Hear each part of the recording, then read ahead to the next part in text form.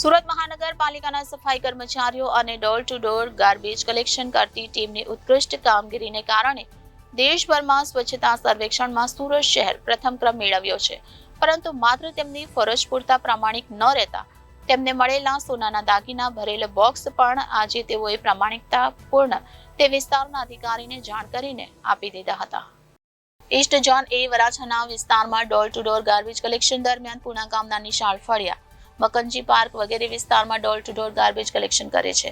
આ વાહનના સ્વચ્છતા મિત્ર ગણેશકુમાર મુરલીધર અને નીલાબેન સંજયભાઈ વાનખેડે તથા ડ્રાઈવર સલમાન શેખની ટીમને હાથમાં પહેરવાના પાટલા નંગ 1, કાનમાં પહેરવાની બુટ્ટી નંગ 2 તથા ગળામાં પહેરવાનો હાર નંગ 1 નું ભરેલ box door to door garbage કલેક્શનની ગાડીમાં ગાર્બેજ સાથે મળી આવતા તેઓએ પુણા એની વોર્ડ ઓફિસના સ્ટાફને સાથે રાખી વિસ્તારમાં માલિકની શોધખોળ માટે પૂછપરછ કરી, પરંતુ માલિક નહીં મળતા પૂર્ણા પોલીસ સ્ટેશનમાં હકીકતલક્ષી વિગત આપી જમા કરાવ્યું હતું.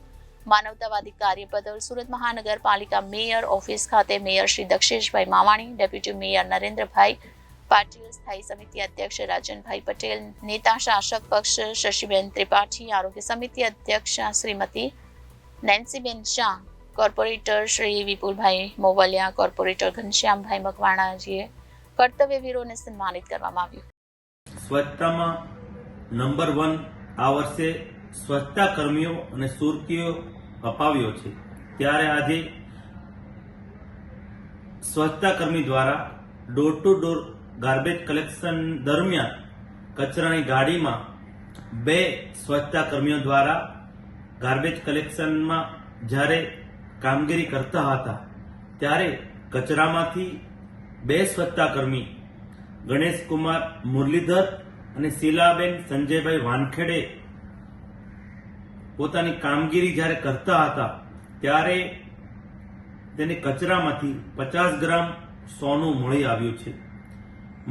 ત્યારે તે વિસ્તારના એસઆઈ અને અધિકારીઓને તે લોકોએ જાણ કરી અને જે વિસ્તારમાં door to door garbage collection કરે છે વિસ્તારમાં પૂછ્યું બધાને, પણ એના મૂળ માલિક મળ્યા નથી. ત્યારે તે સોનું સુરત મહાનગરપાલિકાના એસઆઈ, ત્યાંની સ્વચ્છતાની ટીમ પોલીસમાં જમા કરાવ્યું છે.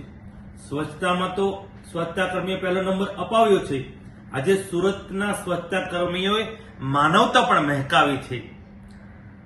આજે સુરતની મેયર ઓફિસે તમામ બંને ભાઈ અને બહેનને અમે સુરતની પદાધિકારી ટીમ દ્વારા સન્માનિત કર્યા અને પ્રોત્સાહિત કર્યા. આ જ રીતે સુરતને પહેલો નંબર તો અપાવ્યો છે, પણ માનવતાની મહેકવામાં પણ તે લોકો કચાશ નથી રાખી. તે બદલ તેમના આ કાર્યને હું નતમસ્તક વંદન કરું છું. આવી જ રીતે સુરતને વિશ્વના ફલક પર આ રીતે ચમકાવે એવી જ અભ્યર્થના. Reporter Hitesh Prajapati, Janadesh news, Surat.